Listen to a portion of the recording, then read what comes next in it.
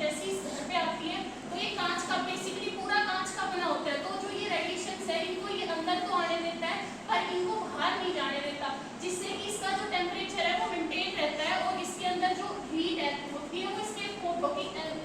Growth के लिए जो अच्छी होती है, आवश्यक होती है, प्रकाश संश्लेषण के लिए जो आवश्यक होती है वो उनको अब्जॉर्ब कर लेता है और जो पृथ्वी जो हीट है उसको बाहर नहीं जाने देता, जिससे कि इसका टेम्परेचर मेंटेन रहता है। और जैसे बेसिकली ये जो ठंडे प्रदेश है उनके अंदर जो ग्रोथ होती है उसको मेंटेन करने के लिए उपयोग में लिया जाता है।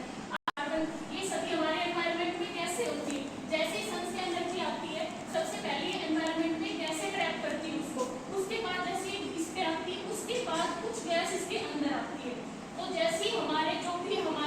ह्यूमन के हम जो भी कार्य करते हैं, जैसे कि हम अब बहुत सारे जैसे कि पोल्यूशन से इम्पैक्ट कर रहे हैं, जैसे कि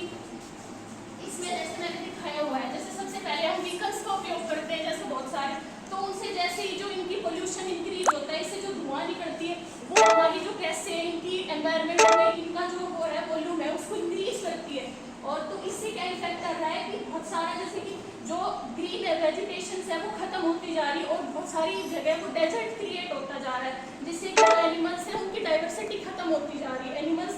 मर रहे हैं, जीव जंतु आपस में, उसमें समुद्र में भी जो जीव जंतु जनजातियां पाई जाती है, जो वेराइटीज पाई जाती है उनकी भी डेथ हो रही है। जैसे वो सलाइन वाटर में मिल रहा है, खारे पानी, समुद्र का पानी होता है वो खारा होता है, जैसे ग्लेशियर पिघल